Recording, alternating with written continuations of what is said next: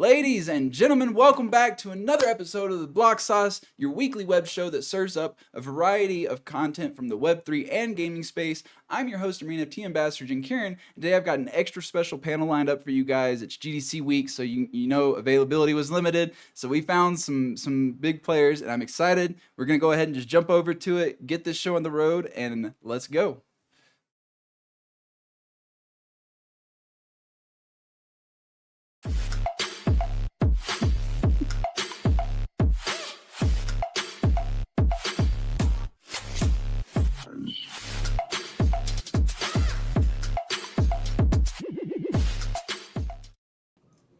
Welcome back, sauce enthusiasts. It's time to bring the heat with another electrifying episode of the Block Sauce, where, of course, we have technical issues every week. It never fails. We're a little late today. We were getting things sorted. My video already broke. It's one of those weeks. But if you're living under a rock and you haven't seen a previous episode, well, you probably don't know who Gasboat is. We have Gasboat, who hosts weekly spaces, among other content. Check out their Twitter. And how are you doing today, Gasboat? Yeah, I could just sat out the front of GDC, ready to discuss things today. Yeah, so how's GDC been? Are you enjoying it? Is it good? Who have you talked to out there? Everyone. I'm definitely there. Definitely not very jealous, still in the UK. Well, I don't want to rain on your parade, but you might need to mirror your background a little bit because we're seeing GDC flipped. Yeah, I'm just looking at the live one now. It's right in the ninja room because I've already flipped it once. Oh man. Also, we have Mason, which again, if you're living under a rock and you haven't watched our side series, which focuses on games developments, AMAs, blah, then you don't know that he's working with Golden Tides, and he is also joining us today. How are you doing today, Mason? I'm doing good. I also did not make it to GDC because I'm injured, but my brother was out there. A lot of great things going on, and just back to making content and doing great things over at Golden Tides. We started our comic book series development today, so I was doing some sketches, and overall it's fun. So is this gonna be like a physical comic or digital? I'll start digital and see how the people respond to it. I think one of the best talents I have is storytelling, and I'm just excited to bring that to the table now that I have more time to focus on things like that. Awesome. And of course, we have Jose with Earn Alliance. If you missed our show 2 weeks ago, you would know we had Kimberly also from Earn Alliance on this show, and they are working on Last Remains. How are you doing today, Jose? I'm fantastic. Thanks for the invite. I'm also not in GDC, but our team is. Our CEO is over there making some awesome contacts and showing what we're doing. We're also doing a hackathon on the side with Third Web, which is super cool. So we are definitely there, even though I'm not there. I think we're all there in spirit. Indeed. So I really hope that everybody that went to GDC is having a great time. Everything that I've seen come across the feed so far has been really positive. Even from the Web 2 side, like one of my buddies actually sent me a screenshot. He's a Web 2 gamer. I haven't convinced him to dive into the Web 3 space. And he's like, look, I found the Avalanche booth. And I was like, Web 3 games making a show. Let's go. Yeah, I heard Arbitrum booth in the middle as well. Oh, I didn't know Arbitrum had a booth out there, so keep an eye out for that. I have seen Kevin. They got the little Kevin mascot dude out there running around, and people are taking pictures with him, so it's cool. I'm glad to see that there is such a large Web3 turnout out there this year. I know that it's been progressively expanding, so hopefully at some point we won't hear people saying Web3 games suck. We'll just be hearing people say, hey, all these games are fun. No need to say Web3. It's just, hey, these games are good, you know? But so this is kind of off topic, and it wasn't on the panel. Apparently, based off of what I saw Coop post on Twitter, there was an indie developer at GDC that apparently said something along the lines of Web3 gamers aren't true gamers. And I was like, you might be eating those words. Is this the same mentality as like mobile gamers aren't real gamers? I think he's confusing like the arbitrage traders people who come to just change stuff for fun. He's like, those guys aren't gamers. They're just buying game stuff. But I think that if you're a true gamer, it doesn't really matter. You're either playing games or you're not playing games. Exactly. I wanted to respond to Coop's tweet. I didn't because I'm trying to bite my tongue more. But the way that I look at it is if you're playing a game purely because you can earn from it and that is your main focus, then you picked up a job in the digital world. Congratulations. But if you're playing the game because you genuinely enjoy it and you just happen to earn from it, you're a gamer. For sure. Hey, we connect Epic and we connect Steam in our platform, and we have loads of people connecting them. I mean, they're Web3, they have their Steam, they are players. We have tons of hours. Our community is playing. I mean, you don't have to have your fingers full of Cheetos to be a player, we are gamers, Yeah, exactly. Like, I don't know. I feel like the Web 2 audience pushes back. Even myself this week, I got into some turmoil in the World of Warcraft community because I said World of Warcraft isn't a PvP game, which rustled some jimmies. And they're like, oh, you support NFTs. Your opinion doesn't matter. You're just a crypto bro. And I'm like, dude, my crypto wallet stays empty. I play games, I buy games, I test games, and there's nothing different I'm doing in Web 3 that I did in Web 2. Like, I'm all about games. Whether or not I support this new technology does not dictate whether or not my opinion is valid. Like, what is with people? You should definitely bring up, like, how much did you spend on skins? Like, look, that can be thrown in my face too, because my League of Legends balance, they actually have a tool on Riot. You can log in and see how much you have spent on your account. And I'm going to tell you right now, I've probably spent more on League of Legends alone than I have in the whole of Web 3. That's what I'm saying. Like, what are they talking about when they say stuff like that? They probably have the balance and they got nothing to show for it. Yep. But we'll go ahead and jump into the actual topics of the week, which the first one actually kind of blew my mind a little bit. We got Square Enix investing into Hyperplay. And this doesn't blow my mind for the reason that you guys might be thinking, like, oh, Square Enix in Web3. Well, first off, Square Enix has already had a foot in Web3 for a while. They've got their own Web3 game, Symbiogenesis. It's not my cup of tea. It's definitely more community and story focused, not actual gameplay. But the fact that they're here, cool. The reason this blows my mind that they're investing into Hyperplay is because they partnered with Elixir last year, which is a direct competitor to Hyperplay. So are they just kind of playing the field here, trying to see what works, or is Hyperplay doing something Elixir's not? Like, what's your guys' thoughts here? I'll jump in first. I think that so I'm still a bit worried for games that are trying to set themselves up to, some of them hate the term, but be the Steam of Web3. Like, some of them dislike it, but I am slightly worried that unless they can make enough ground, if Steam or, well, we're already seeing Epic starting to pick up the games, if either of those come in, they're just going to eat everyone's lunch. So I think what they might be doing is exactly what you say about playing the field. They're just throwing a little bit of money of each of them. The money they'll have put in, I don't know if it told us how much it's going to be, but for them, it won't be like as significant as it would be for the company receiving it. So they can, gamble a little bit with a bit of their money to have a foot in the door as it comes through. I think that I like kind of launchers, makes it definitely a lot safer. We've already seen a friend get hacked by a RAR file just yesterday. So I do enjoy the fact that launchers exist. But now that Epic's starting to get more games, I've played a lot of games recently on Epic. I think I've got about 35 Web3 games on Epic. Both Hyperplay and Elixir aggregate from Epic into where they are. I kind of just use Epic unless I don't have to. So I think it could be playing the field a little bit, but for them, the money's not huge. So it doesn't feel like they're taking much of a risk. They're just kind of getting a foot in, going for both. I have to agree with that. And from the game production side, we've chosen Epic Games as our launcher as well, because we just feel the other two are just not ready yet, and they don't have the users we're looking for. I'm going to have to agree. As a user, I default to Epic. I'm going to tell you right now. Now, obviously, Web 2, Steam is my go-to. Let's be honest. I like Steam unless I can get a free game on Epic. But when it comes to Web 3, Epic all the way. I look, guys, I worked with Elixir for a while as a partner.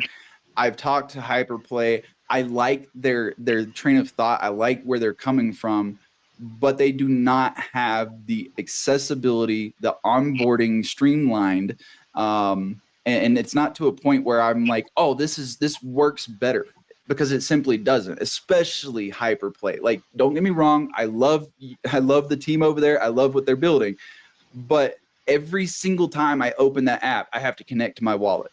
And then the wallet connect doesn't even work through the browser. So then I have to go and find my cell phone. And then I have to log in with the mobile app. And this is just to log in on my computer. I don't even care about logging into Hyperplay on mobile. And guess what we have coming to mobile, at least in the EU? Epic Games. Yeah. Now, hopefully this lawsuit that I saw come across timeline today, there's now a lawsuit in the US against Apple for monopoly practices. So I'm hoping that means we could see Epic Games in the US in the future too, but for now it's going to be EU only. So I think Web3 games, even on mobile, are going to be eyeing Epic Games. I think so. Yeah, and I think one point to add in is I go on Epic. I know I'm going to be able to click on the game and play it. I've raised it with all the platforms that they're not very good at letting you filter playable games right now. Like, there's definitely games where I've been able to get a code and then I've been able to join to play. But if you've got a nice shiny thing in the window and there's nothing telling me I'm not going to be able to play it, clicking on it, finding out I can't play it's really annoying. They did then, and this is probably more the game, there's a couple where you're allowed to download it, and it's only once you download it that you're told you're not allowed to play it, and that is really, really frustrating. So I think even without considering the difficulties of wallet, if they could set up some sort of filtering so I can click on these and play instantly. Because when I go to Epic, or Steam, because I am very much Steam, if I can avoid not leaving Steam, I don't particularly wish list games a great deal. When I'm in Steam, I'm buying a game that I'm there to play at the time. I don't buy something and then go, oh, I'll play that later kind of situation. I'm there to play instantly. And if I can't instantly get that enjoyment, half the time I get bored and I forget about it and I don't actually come back. So that happens a lot with some of the games I see in there. Definitely an and I think, issue. Go ahead. And I think if you ask any game, they will say we need to onboard Web2 players. So what makes more sense is, hey, let's go to a Web2 launcher. So fair enough, they're doing a great job having Elixir and Hyperplay. They do a fantastic job. But games want to target the Web2 players, and everybody's trying to get the back door of Steam. It's like, how can I modify my game so they will let me in? It's like let's get in there. What do I need to do to enter the VIP party where all the Web2 players are? So I think that is the question that we're all asking. How can we get there? Then we see a Web3 game going in there, and it's like, how did he manage? Why is he not banned yet? How long is it going to be until he gets banned? So it's quite interesting, and it's natural that we all try to go into Epic and Steam because that's where the player base is. Yeah, I'll say the user acquisition is very expensive, whether you're a game or a launcher. And Epic Games has like a product that draws players in there at 12 million users a day go to play Fortnite. So like that's 12 million people opening the Epic Games launcher to launch the game, and they see the ads and the stuff. So like user acquisition levels are going to be higher in a place where there are actual players, where Hyperplay and Elixir face like these two giants that could flip a switch at any time and crush them. So like establishing yourself in the game side on Epic Games, even if your blockchain, is the correct move, because you know that Epic Games is not going anywhere. There's no chance of Epic going out of business, right? They own Unreal Engine, they own Fortnite, they own like Fall Guys, Rocket League. They own games that will consistently provide for that ecosystem. So you want to be a part of that rather than be in the fight like on another side. And obviously, like you said, they aggregate from Epic Games, so you automatically get on them anyway. And the other issue that I have with these Web3 launchers is the curation of the games. When games shut down, they don't remove them from their platform. When games shift focus or whatever, like the first one that comes to mind is Elixir's Moonstrike. This is a game that I tested when it first launched on Elixir. I had some issues with it. I went to the Discord and was trying to get some more information. And for some reason, I was asking about gameplay related stuff. And the first response I got was, what's your wallet address? Why do you need my wallet address to address gameplay concerns? So I kind of raised some red flags, and I talked to Carlos over at Elixir, and he's like, oh, well, I'll look into it. And he looked into it. Game is still up there on their platform. They, as far as I'm aware, I checked over their Twitter, looked through the feed. They haven't even been working on the PC version. They switched over to mobile, and it's now a mobile game. But yet it's still listed on Elixir. And it feels like this is a team that's just trying to find whatever can make them money. And I feel like that's kind of what we're lacking in this space, is like that curation element that you get from Epic or Steam. If a game shuts down, it's pulled from the store. If a game goes so sour, as we saw with the day before, Steam will even force refunds to players. You do not have these securities on these Web3 launchers. You do not have these guarantees. You have nothing to protect us as a consumer. And that is where I think they need to have some major improvements before they can even be seen as a competitor to the Web2 launchers. I need that guarantee, that consolation that if something goes bad, I have protection as a consumer. So we'll see. Like I said, I like what the teams are building. I think their heart is in the right place. I just feel like they're not quite nailing what they need to do to really get that mass onboarding. I don't think Hyperplay, Sedona, any of these Web3 launchers are going to see mainstream adoption until they can legitimately take on these bigger established Web2 platforms. How they're going to do that, I'm not going to pretend to have the right answer, but I will say protecting your users is probably going to be a #1 priority. The starting place is everything that Steam and Epic have and more, right? In order to compete with existing giants, you have to do exactly what they do and offer something new, right? Which, Epic Games allowing people to put blockchain games on, there's already a big hole for them to dig out of. The main thing that they'll offer is the instant wallet connect outside of the game rather than inside of the game, which is different between Epic Games and Elixir and Hyperplay. And the issue there is that it's still not needed, but most people don't want to leave the games to interact with marketplaces anyway. So I feel like it's a big task to tackle from the Elixir Hyperplay perspective when by the time Web3 does go mainstream, Epic Games will just probably be like, all right, here's our version. We have more devs than anybody in the world. We just built this in a day, and now you can wallet connect in our here. It's only, I view it as it's an end game, right? They're already supporting it. They'll eventually add it when it's financially profitable for them, right? But right now it's probably not profitable because there's only 25,000 Web3 gamers. That's true. Well, we'll see how that all plays out. I'm glad to see Square Enix investing in these platforms and trying to help them out and see if we can get them off the ground. I don't think this is necessarily a bad thing. I just think they have a very big uphill battle ahead of them. So good luck to all the teams building those launchers out there. I wish you the best of luck. And I still got them downloaded. I mean, I still use them when I'm forced to, essentially. But otherwise, please, Epic, launch on Epic. It's helpful. I say this because Gaspode mentioned somebody downloading a raw file. I recently did the same thing for a game, and the whole time I'm pouring sweat. I got my antivirus scanning. I uploaded it to VirusTotal. I'm like, okay, it says it's clean, but then I launch it, and my antivirus immediately sandboxes it and says it wants full access to your keyboard. And I'm like, why? And I even put in the Discord with the devs hey, this is what I found. Can I get an answer? And I haven't heard nothing yet.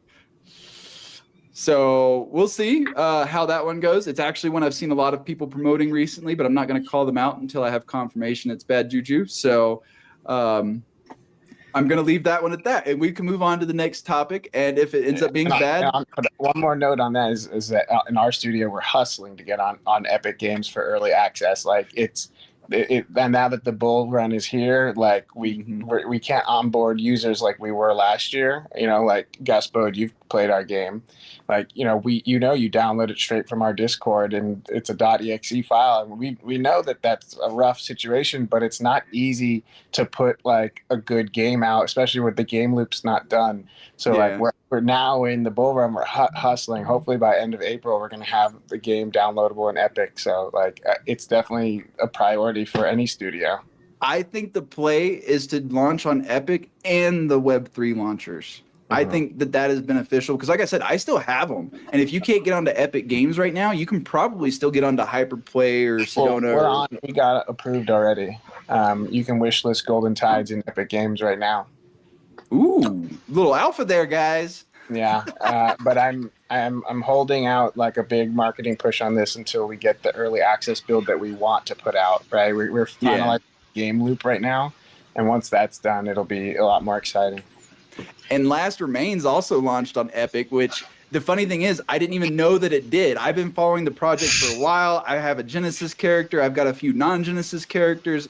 Really been following the project. Did not know there was an Epic release. I saw a Coop tweet, and he's like, "Oh yeah, we did no marketing, and we're on Epic." And I'm like, "Wait, you're on Epic?" Sure enough, I went and searched Epic, and boom, downloaded the game. Nice. Stealth. Yeah, we're on Epic, and you can just download it and come. The only thing is that the servers are not open. We open 24 hours every 2 weeks, and the next one is not this Saturday, the Saturday after on the 30th.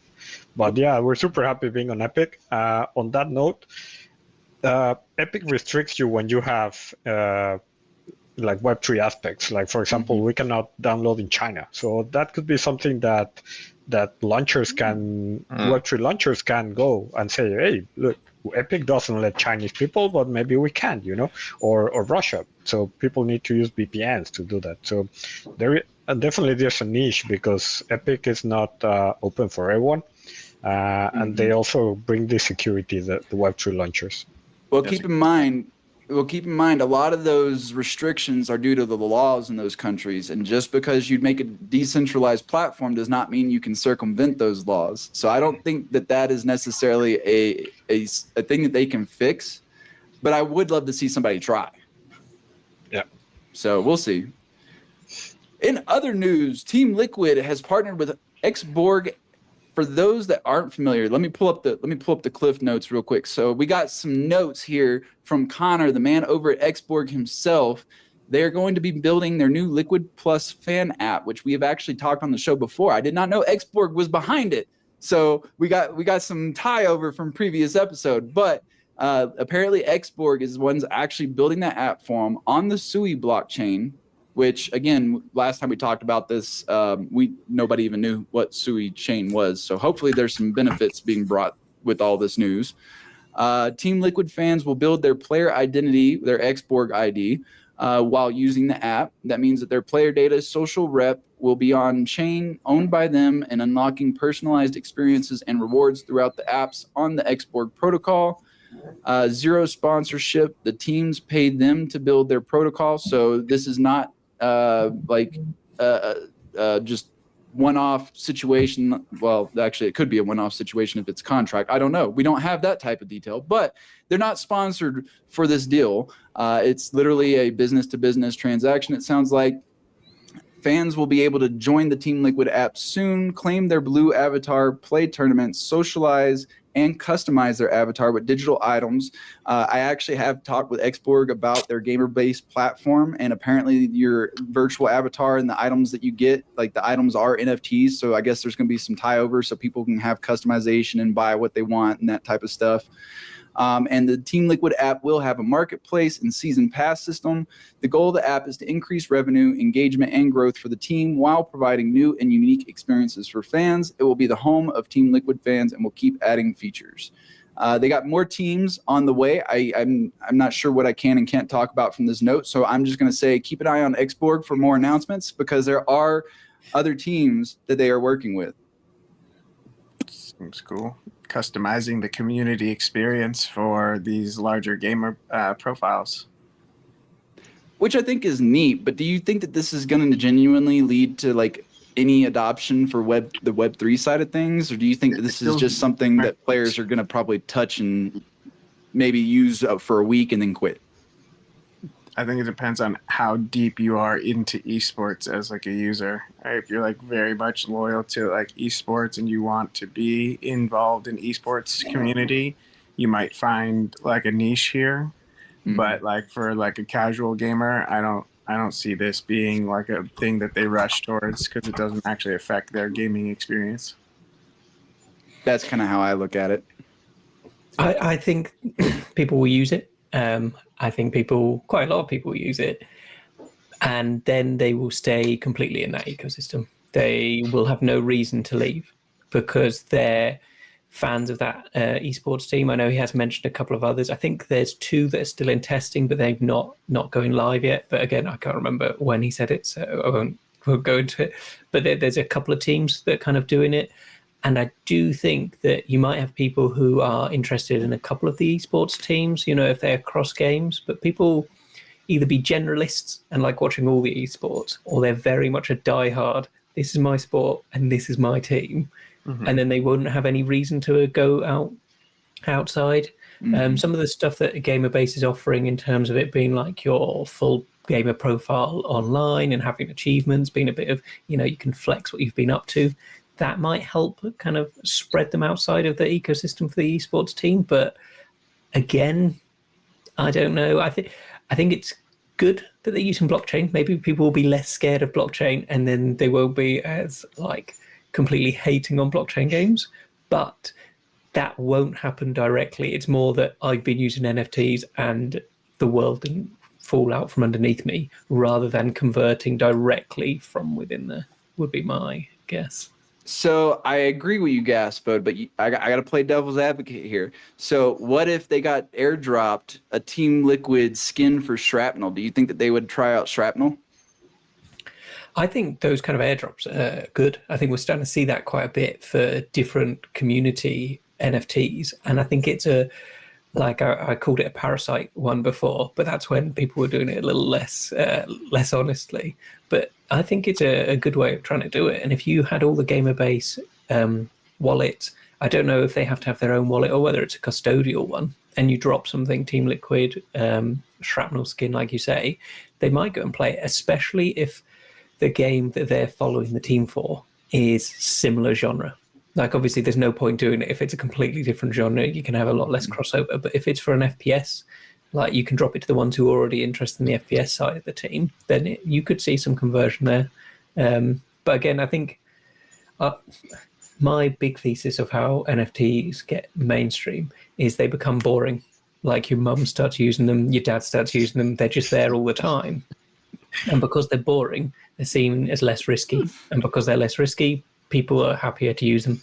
Whereas right now, most of the people in it risk takers and, like, I was going to say lawbreakers, but that's not quite the same. Gamblers and risk takers right now. I think there's a crowd that you're forgetting, and that's the techies. A lot of people who work in the tech industry and see the benefits and the solutions that are being provided here, they take a genuine interest in it.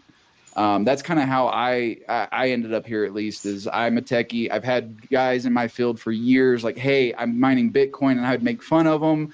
And one of them was like, hey, I'll give you a mining setup. And I'm like, no, I'm good. Like, these tech guys were in it well before I was, because I was following the headlines. I was calling it magical internet funny money, making fun of NFTs. But then once I did my research, I saw the benefits here and was like, oh, okay, so this is just a technology. This isn't some scam. This isn't some, like, there are people using it that way. But the way that I kind of equate this is when email first came around, well, guess what people used it for? Scams. I think everybody remembers the Nigerian prince email. Oh, you've inherited so much money. Please send me $1 million to claim it, you know? Like, anytime there's a new tech, there's going to be new malicious activity, unfortunately. But I would argue. Huge. What's that? I said e-commerce scams were huge when people could start ordering online before eBay and Amazon. They still doing it. They still doing it. It's called drop shipping. Yeah, there's still tons of scams, but like back, anytime something comes mainstream, that you get scams first because everyone's an opportunist. Mm-hmm.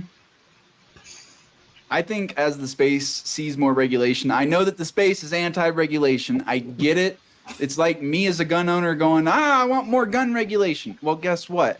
There is sensible regulations that could be in place that won't impact how we operate here while making consumers still feel more comfortable interacting in the space. And I feel like this is mostly a Western problem. I feel like really it's the US and kind of sort of the EU.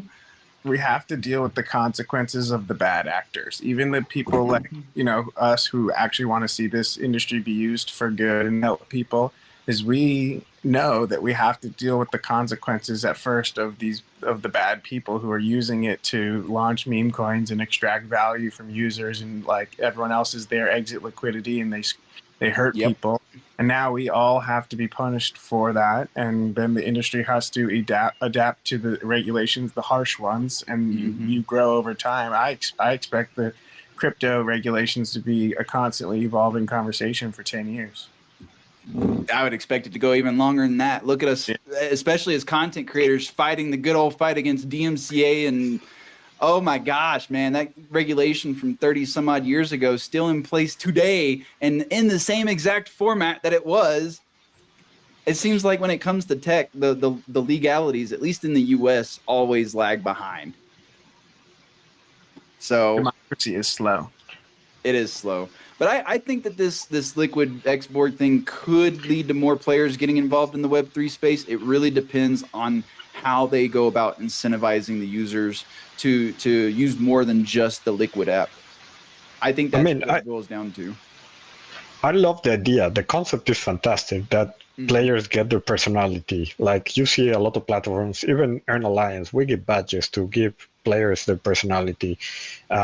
Imagine if you have a soulbound NFT and all your data of all the games you play in all the platforms would go in there, and then you can get access to things that you like, and maybe you get discounts on games that you really, really want to play.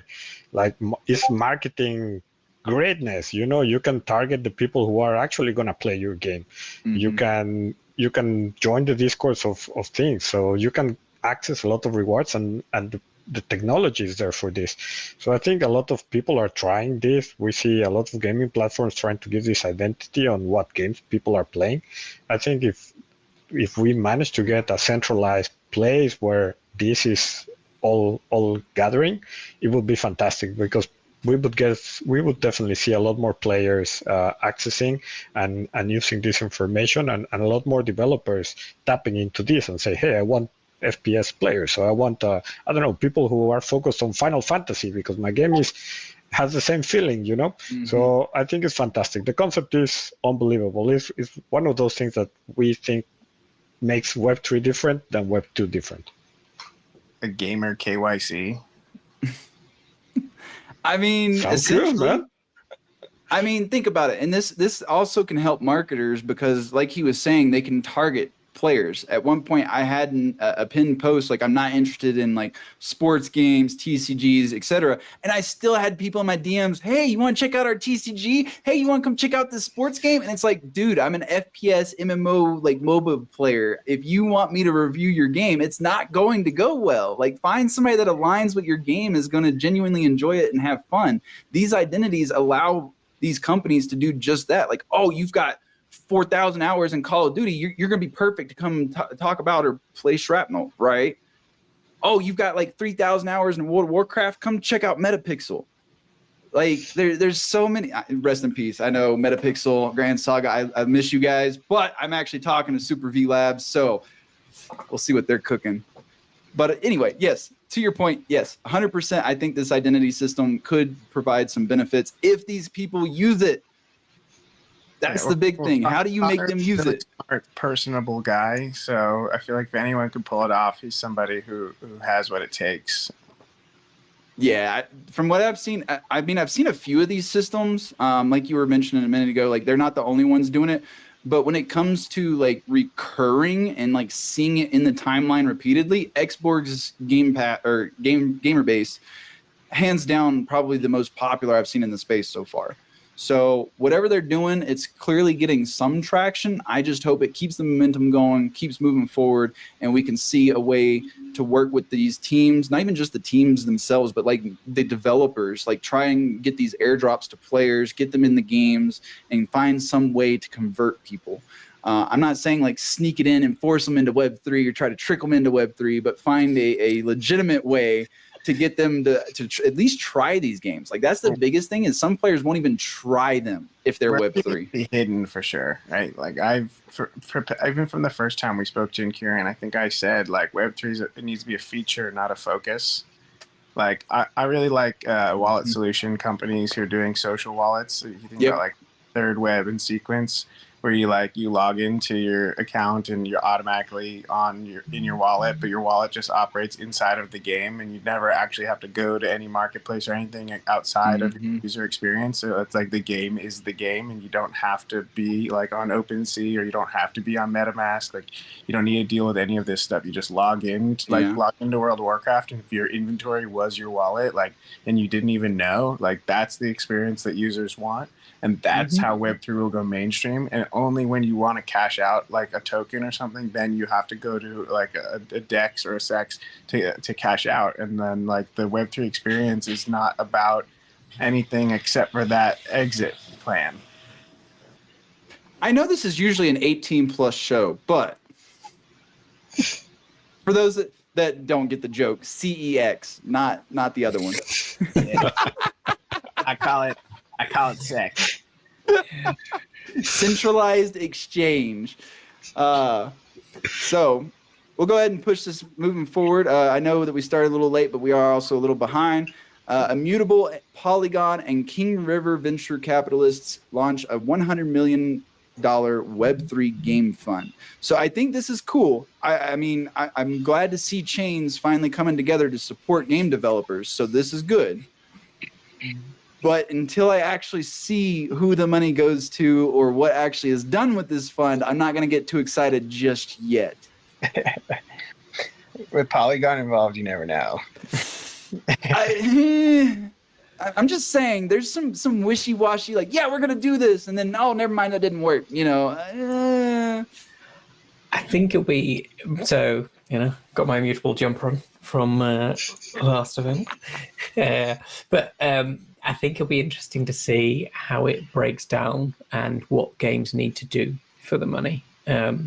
I worry that to avoid taking too many risks, it will have too many caveats on it, and it will just be big games that are already successful that get the money rather than supporting games that do need that help. Obviously, don't blame them. Like, they might just not want to be risky with their money. But I think if the caveats are set too high, we'll just see the money flow to the games that we've seen money flow to already. And I think they've got a chance to help shape Web3 into something a bit more if they're less, restrictive about which kind of games they're looking to get involved with. You only get this money if you build on Polygon. I can tell you because I've seen the contracts, but they're usually milestone based on daily active users and transaction numbers.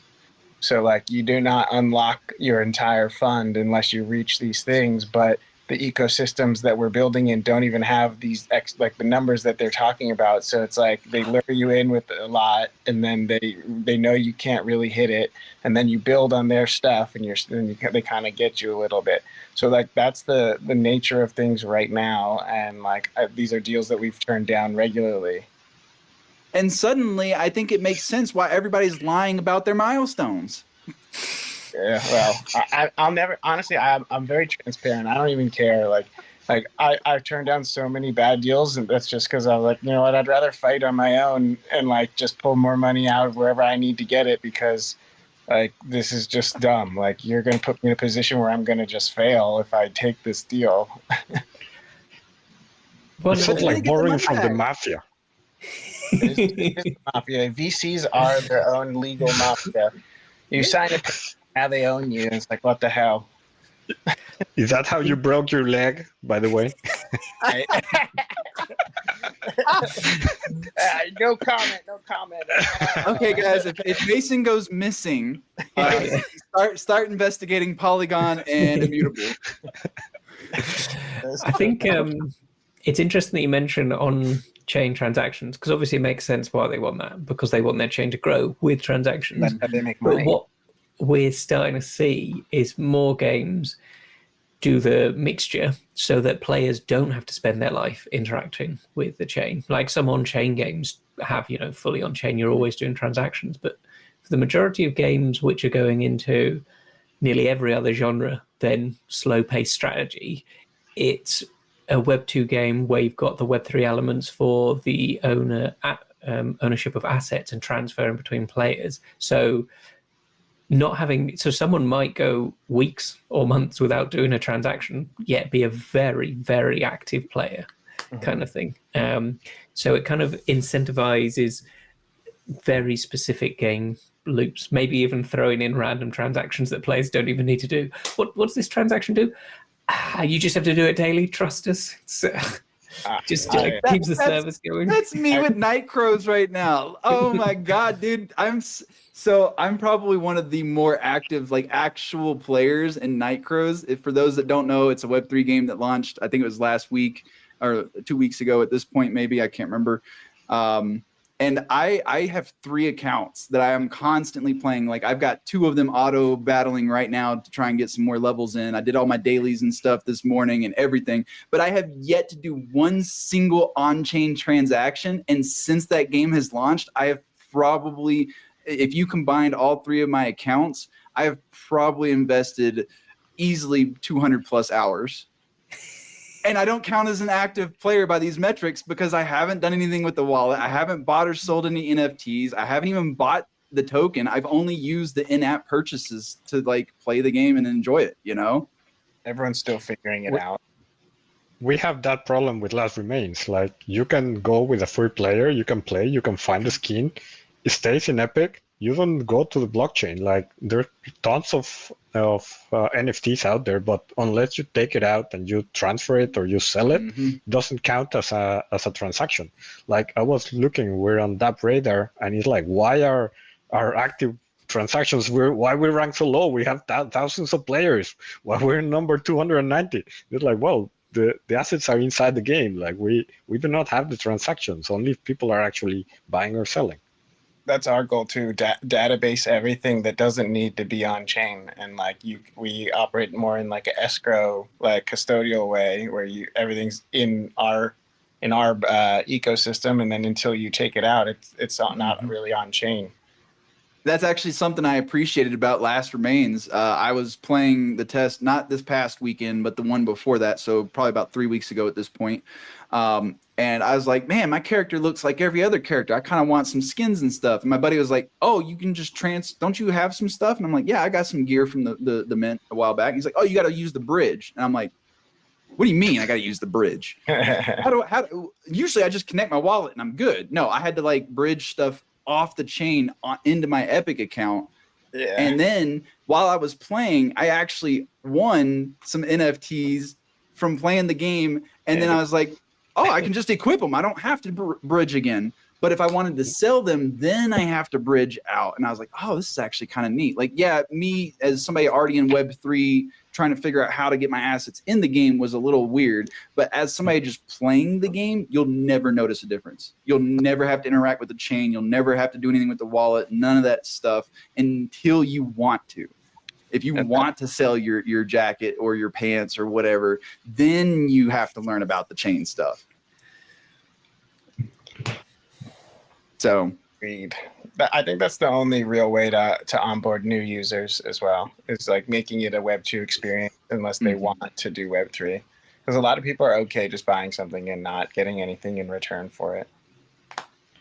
I mean, I just spent probably $100 and some odd on Web 2 games this week, and I get nothing from them. I mean, I get entertainment value. That's the whole reason I spent the money, was I want entertainment, right? That's what gaming is supposed to be. But for some reason, just there's certain companies here in Web 3 that are like, we have to make gaming different. We have to find a way to make it profitable. And it's like, not every player wants profit. Players just want to have fun and play with their friends and engage in entertainment. I don't buy a book hoping to make an ROI on what I read. Well, actually, there are certain use cases. Okay, let me rephrase that. I don't go to the movies and think about how I can profit off of going to the movie. Well, I guess pirates would disagree with me. Okay, well, I guess that there's a chance for somebody to make money. They're going to capitalize on it somehow. I'm not one of those people. Yeah, you're part of the majority on it. You know, most people are not trying to steal other people's work like that. I would like to think I'm in the majority, but here in Web3, in this little echo chamber we've kind of built for ourselves, I can get dogpiled on pretty easily with these hot takes. Yeah, I tweeted out today that I build what I want, not what the gens demand. And That's a good way to go with it. That's just what it is. You got to ignore the noise. Hey, that's actually a good segue into the final topic. WoW launched their own battle royale. I would say it's probably 10 years too late. But clearly they're building whatever they want and not what the players are asking for, because not one WoW player I know, I am very heavy into WoW for those that aren't familiar with the show or me, not one player in the world has ever asked for a battle royale. So Blizzard's like, you know what? Freaking YOLO, we're going to build what we want instead of what you want, because players have had a lot of other demands for a very long time now, and they ignored all of that. Mode? What? Is that like a new PvP mode? Like Iraqi Basin was like a war, right? So now the PvP mode, battle royale. It's not actually in the main game. I don't know how to explain this, because it is in the main game, but it's not in the main game. Think Fortnite, right? You load up your Fortnite launcher, and then you get to choose whether you want to play the actual. You don't have to level up at all. You just pick a character, you jump in the game, you got no items, and you'd like that's exactly themed.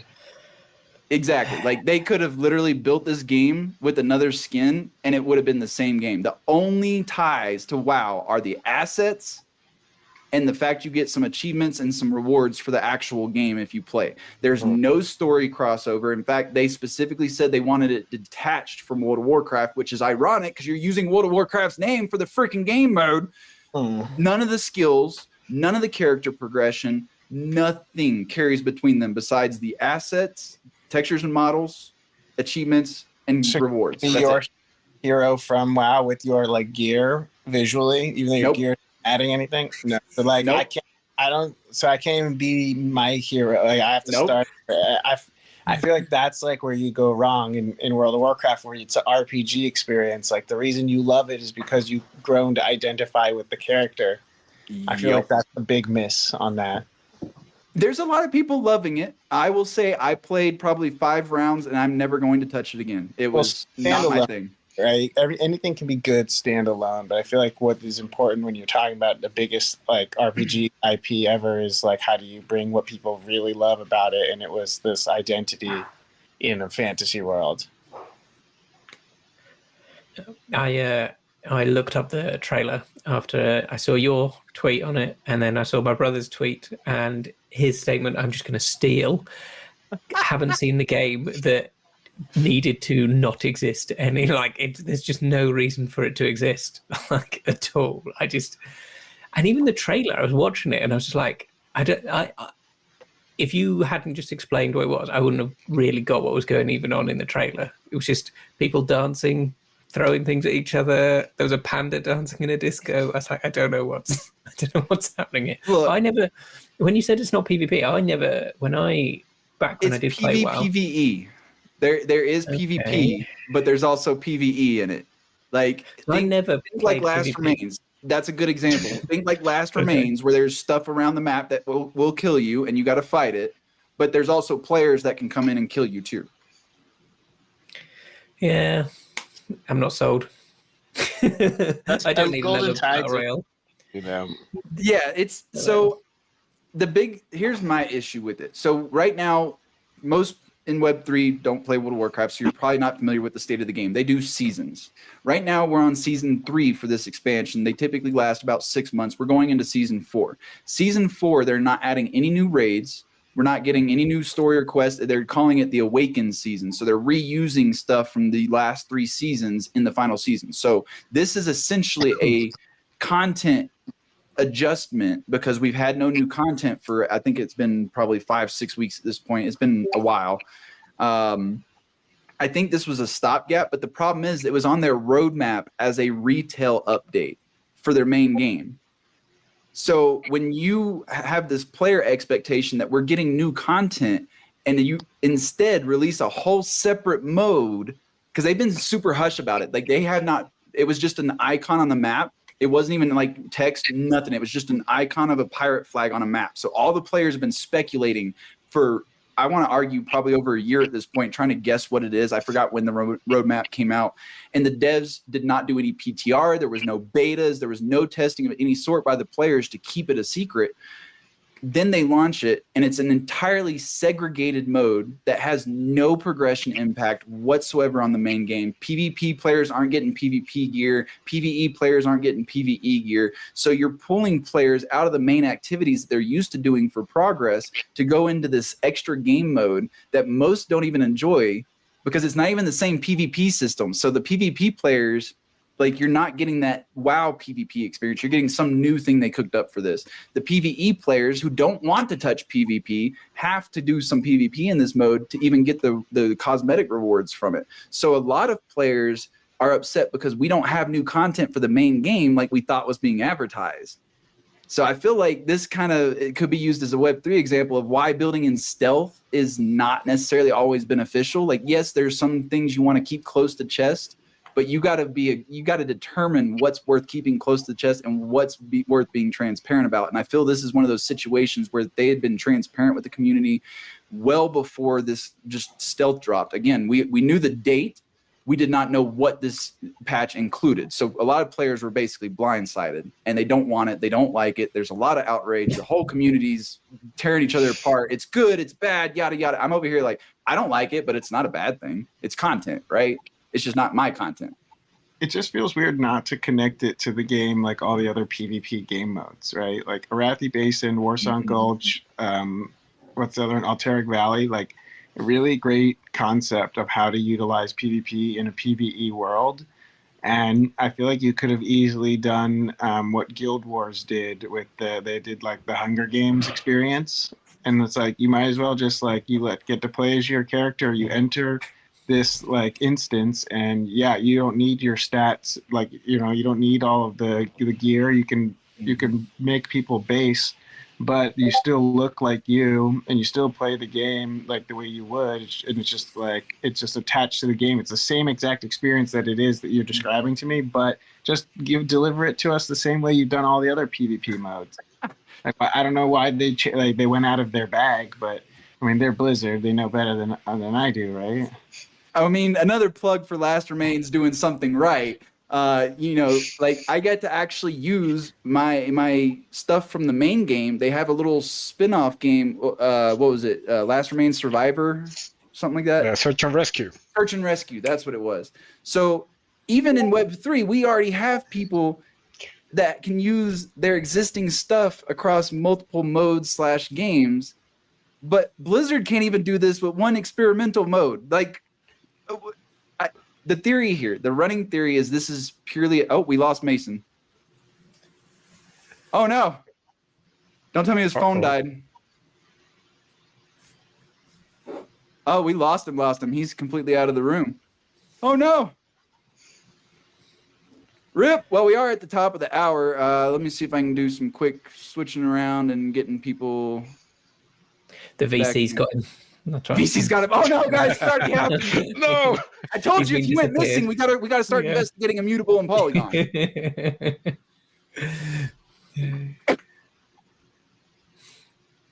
But yeah, I think this is, to Mason's point, I think this is an experiment, and I think that they're wanting to use this new test bed setup that they're doing. Like I said, it's kind of like Fortnite. So when I log into the main WoW, it's business as usual at first, but I've got a new icon I can click on to go to this new mode. So I think this is kind of a way to get testing in for things that they want to try and implement into the main game later.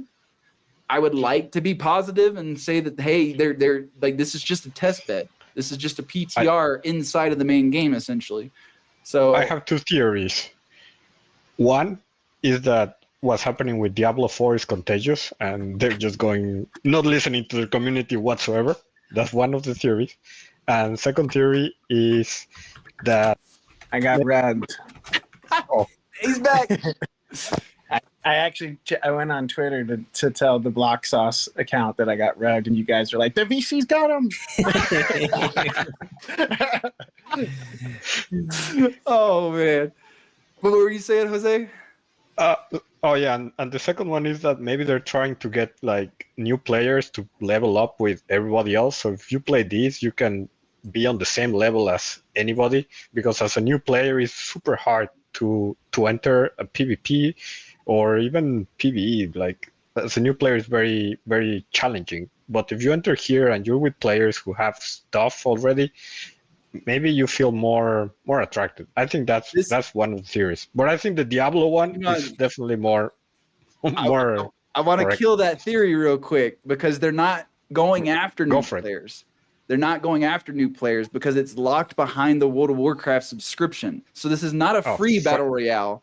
This is something you have to subscribe to play. So only the existing subscribers can play it. Another big miss.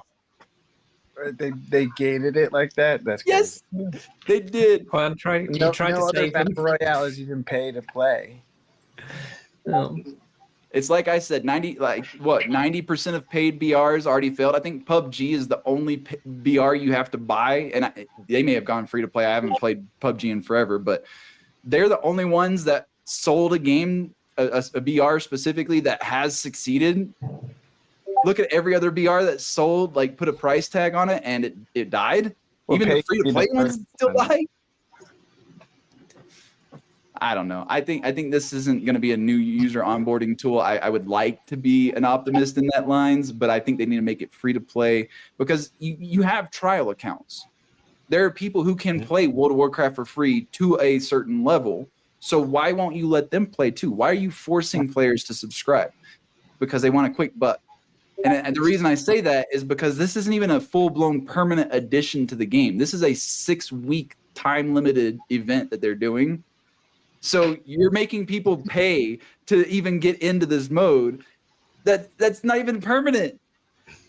It seems weird, because I don't even know what like their target demographic is for this. It sounds younger than their standard, and then you put like a price tag on it, and they're not going to leave Fortnite to play World of Warcraft when Fortnite's free. And that was the point that I had, is I don't know the target demographic for this, because the combat is not the same. So you're not targeting your regular PvPers. You're forcing PvP on PvE players. So of course PvE players aren't exactly fond of it. So who are you catering to? Especially with the price tag on it. So you're not catering to new players either, because you're not letting people get in to try the game and make them want to subscribe. I don't know. There's so much weirdness going on with this. That's why I feel like it's got to be an experiment. They're just testing. Oh, Mason got rugged, so he didn't hear me talk about it. I think they're testing features, and they're using this new system they got in place for this limited time event to bring over to retail later. So I think that they're using it as kind of a almost like a live test server. But why pay? Why make people pay if it's a test server? Like, well, I got to pay to get to the. You're not going to get accurate data. So to be fair, I have to pay to even access the PTR. So their test servers are already locked behind that same paywall. So yeah. Nah, I mean, they're Blizzard. They have a bottom line to hit. They've been doing big company moves forever. I mean, if they can extract value from a loyal fan base, they probably will. I mean, then why aren't they in Web3 yet? They are Web3 in their own like ecosystem, right? They don't need chain because they have their database is the chain. They have microtransactions. Why would they? You're already paying.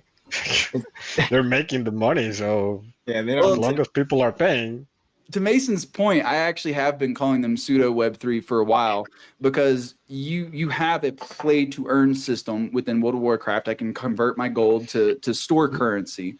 And then I can use that store currency across their entire ecosystem. So I could buy like Diablo 4 from playing World of Warcraft. I can go buy the new Call of Duty from playing World of Warcraft. And they've got cross game rewards. Like I've got StarCraft pets in WoW. I've got Diablo mounts in WoW. It's essentially Web3, like he was saying, on their own internal chain. It's just not. It's a ZK all money in to the chain. It's all money in because that extraction, that play to earn, stays within their ecosystem. 110%. It's a closed Web3 ecosystem, essentially. Am I wrong?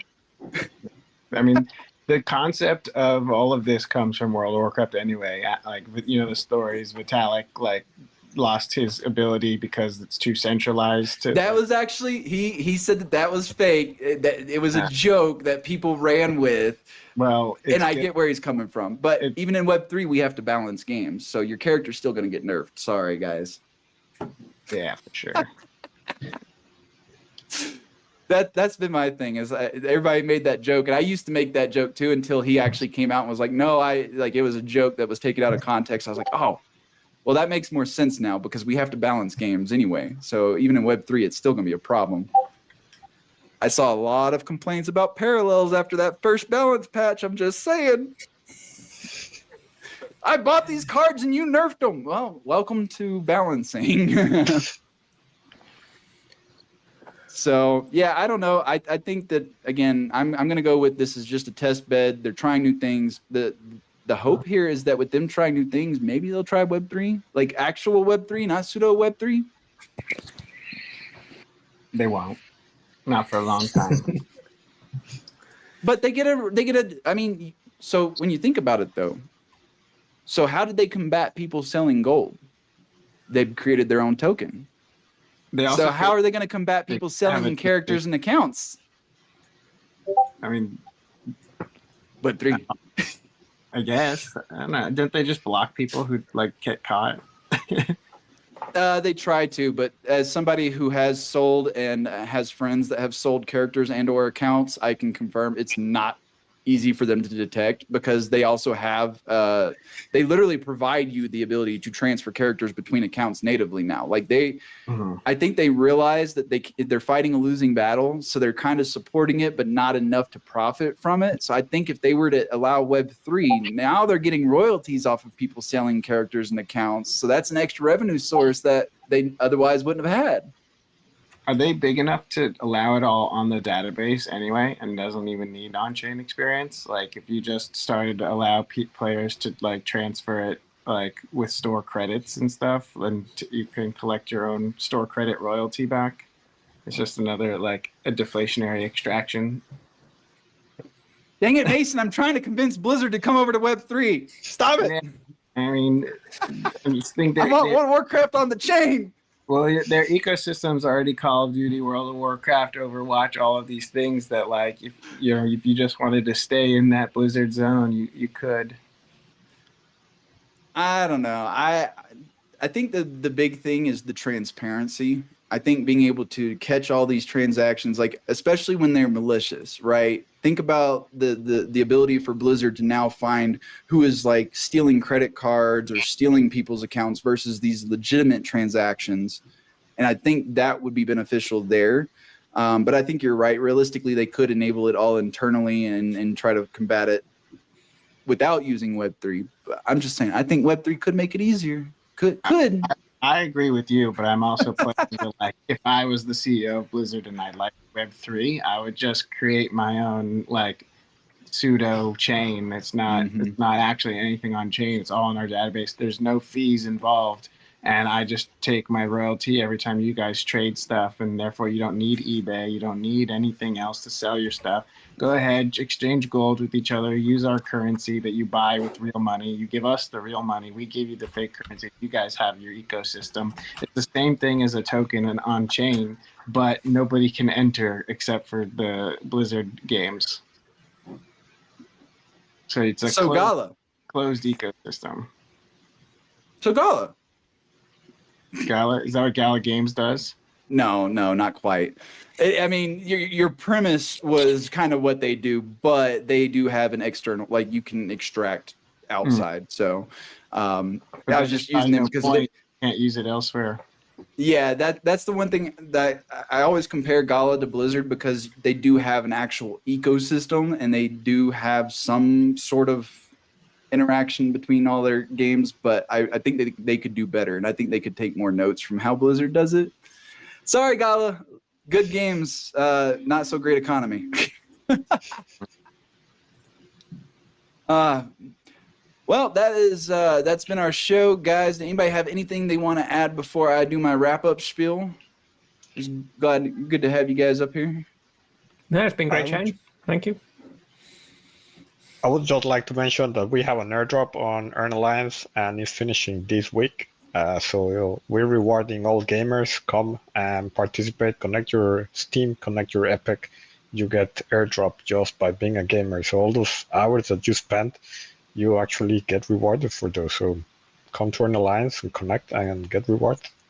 And if you go to my profile, you'll find my link, and then I'll get rewards as well. Yeah, there you go. Oh man, we're getting all kinds of alpha. We got Golden Tides talking about their Epic Games launch. We got Earn Alliance over here talking about their airdrop going on this week. This is a good episode. Do you want some alpha for Last Remains? Oh, I always love Last Remains alpha.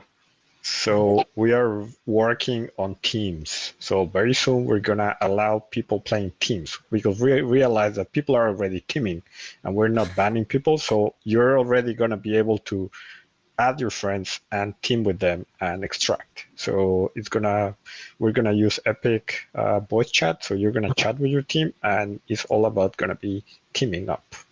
I think that's a great ad, because I think that economies don't grow without social aspects. So if you can't do it with your friends, there's no reason to trade or show off in the first place. So we focus heavy on PvP, because like when you get a skin, if nobody sees your skin but you, it doesn't feel as good, right? So when you team up with your friends and your friends are like, "Whoa, you got some cool shit," you know. Anyway, that helps with Absolutely. Anyway, I think that's a great move for you. And I think it's going to work out well too, because the last test I was playing in, I was like, man, I really wish I could play with my friends. So my prayers have gonna been be possible. answered. Oh man, I am looking forward to that. So we're going to go ahead and wrap things up, ladies and gentlemen. This is another great episode of the Block Sauce, but we're now going to come to a close. Before we say farewell, of course, I want to say thank you again to Gaspode, Mason, and Jose for joining us today. Appreciate taking the time out of your week this week, especially GDC week. I know that you guys would rather be there, but I mean, Gaspode kind of technically is there, right? Yeah. So Real. This is real. yeah, it's totally real. Anybody that says otherwise, them's fighting words. So remember, we couldn't have done it without all of our amazing viewers and supporters. Your engagement and passion fuel our drive to bring you the hottest topics and thought-provoking conversations week after week. Remember, follow us on Twitter. Throw out some suggestions if you got topics you want us to cover. But that's going to be it for us today, Sauce Enthusiasts. Join us next time for another thrilling episode of the Block Sauce, where we'll keep the gaming we'll keep the gaming flame alive and the discussions sizzling. Stay saucy and keep gaming in the exciting realm of Web3. Thank you guys, and have a good one. Peace. Bye-bye.